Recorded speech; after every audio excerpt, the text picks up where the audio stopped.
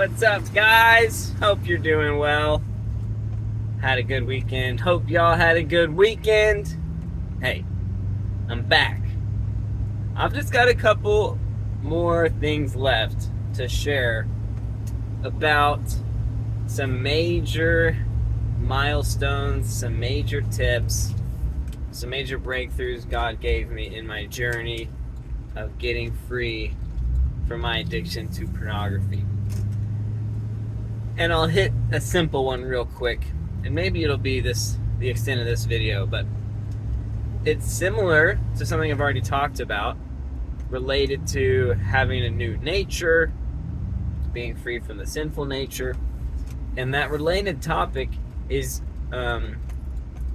realizing that our identity as believers is an identity of purity, of righteousness, of sonship, the kingdom values. The divine nature is not just this ethereal thing we can tap into. It's not just something we can aspire towards or become, but the reality of the immediate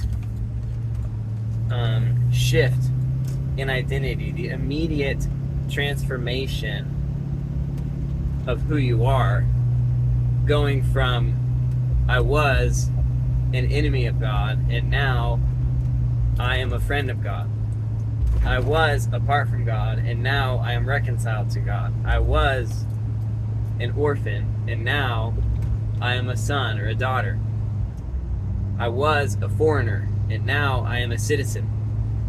The identity shifts upon belief in Jesus.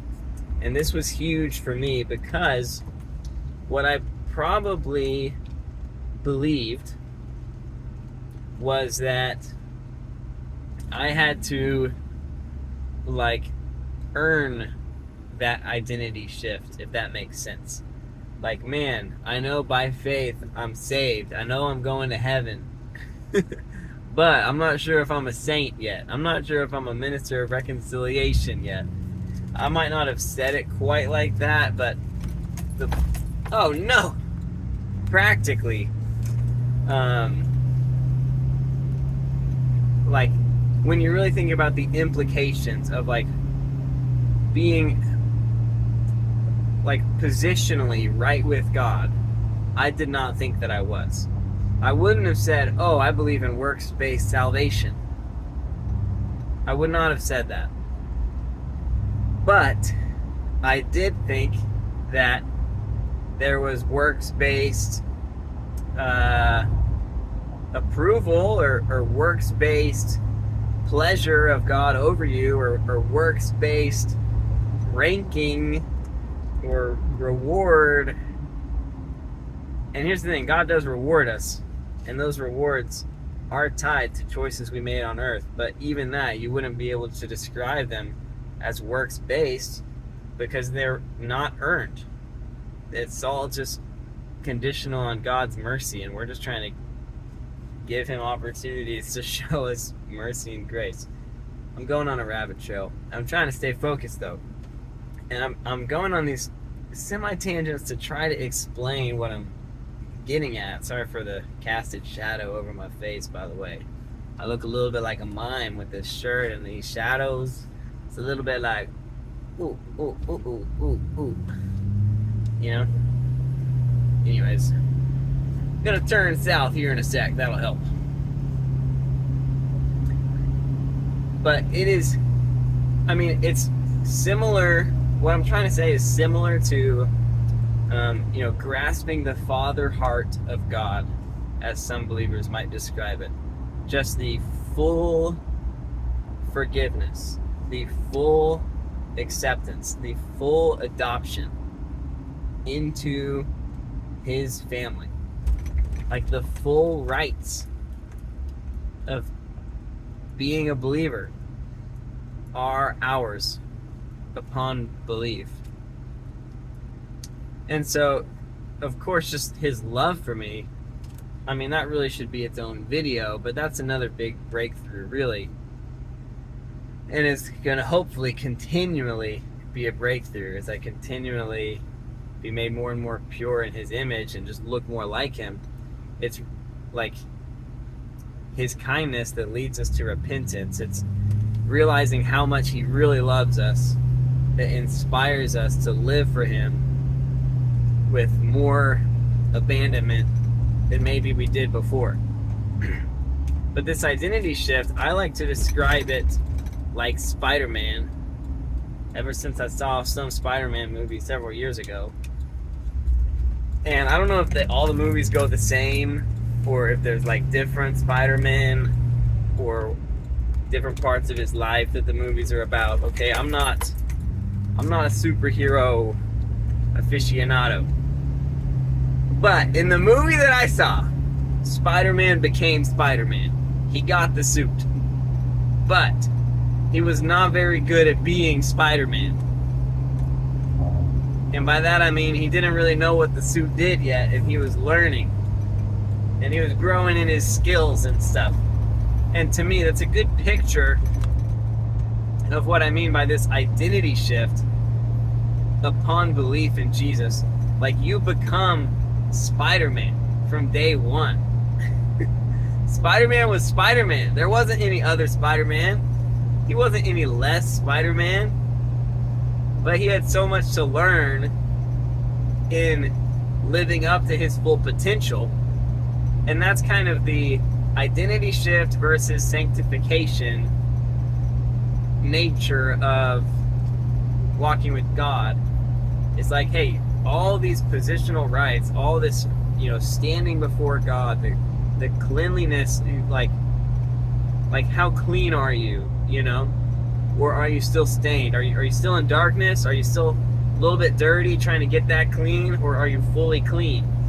And that's an identity question. But I used to process that as a behavior question, as a merit question.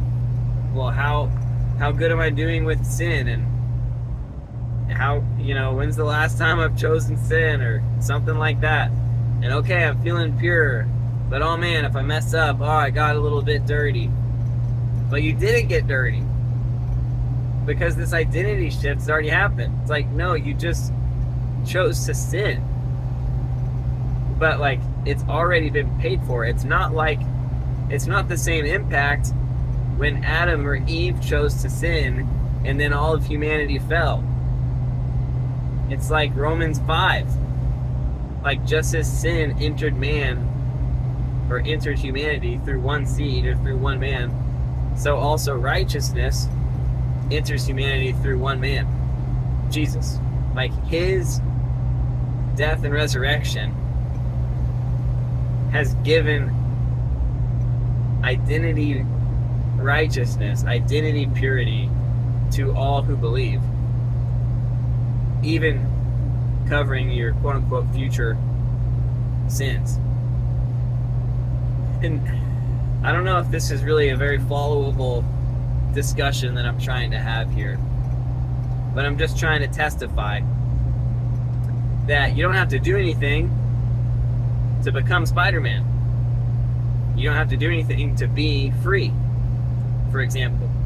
Because whom the Son sets free is free indeed, for example. So, like, there's a lot of things, right, that are just true of you. You get, and so as it relates to your behavior, like, once Spider-Man starts doing Spider-Man things, it's not like, oh my gosh, he just became Spider-Man. It's more like, oh my gosh, Spider-Man's starting to figure this out. Like, oh no, he's getting good, like we're sharpening our behaviors. But you're not awestruck that he casts spider webs out of his wrists or his hands, whatever he does it out of.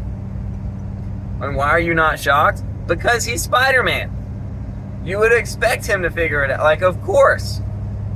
Just because he wasn't great at doing it from day one doesn't mean he wasn't going to be a baller superhero. It was destined to happen because he's just being who he is. He's not trying to earn his position.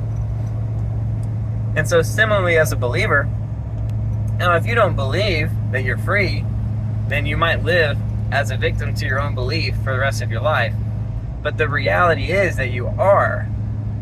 And so if you start acting free, like if you start letting go of chains of bondage of the past, it's not so shocking. It's like, of course, because that's your reality. That's who you are. Yeah, it took time maybe for you to learn how to do that, or for you to, get better at aiming your spider web from this building to this other building. But of course you're going to. You're Spider-Man. And so just the normalization of righteous behavior, not just through observation of others who are living in that righteousness, but also from just a family values perspective. And by that I mean God's family. Like, this is who we are, this is what we do. It's not shocking. It's also not so impressive because it's all by His love and His mercy. It's nothing we've earned. So it's not like, beat my own chest, like, look what I've accomplished. It's like, no, this is who God made me to be, or who, yeah, you know what I'm saying. Also, never mind. I'm not going to tell that story right now. So, grasping that identity shift, which for me was really connected to grasping God's love for me, because it was hard for me to accept that identity shift apart from a revelation of His love, because otherwise it just didn't make sense. It's like, why would He associate Himself with me? Like, if you were Marvel, or like if you were the Justice League, and then there's this guy that's gonna call himself Mushroom Toes, and he's gonna be the next superhero. Like, if you're one of the other superheroes in the Justice League, it's like, golly, like, do we have to let in Mushroom Toes? Like, I don't know if he's gonna be a big box seller. I'm not sure if scaring people with the fungus growing underneath your toenails is really gonna be the move to save the day. Can we just not? And how many mistakes is Mushroom Toes gonna make, But Jesus, like, He's so much more impressive than the Justice League. But He extends His reputation, His power, His mission to us. He makes us Spiderman, But we're more like Mushroom Toes, like, we obviously are not carrying the weight, except He gives us nicer names that are more encouraging and, unifying. But it's Him, like, it's Him. And we are, our identities are shifted because He became our dad. It's like you get to replace childhood wounds with new truths when you get adopted into a new family. It's a culture. Anyways, like, some of y'all are like, nature versus nurture, which one's more important? But when you get saved, it's both becomes supplanted, because you have a new nature and you have a new nurture. You have a divine nature, and God is going to walk with you to teach you how to become more and more like how God's called you to become. But the reality of who you are is already set in motion. You don't have to earn your identity. It just is true. You just got the suit and you put it on, and now you're Spider-Man. I'm being redundant, but hopefully you're tracking.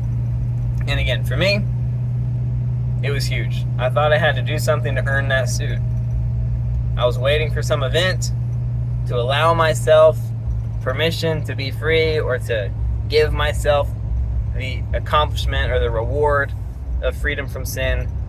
But the reality is, freedom from sin is an identity thing, not something that I earned, and not something that I want to earn, because then I got to keep earning it. But it's a gift that God wants to give. So hopefully that blesses you guys, and I'll talk to y'all soon. Life is worship. Oh, am I still there? Oh, I'm still here. Hey, life is worship. God is love.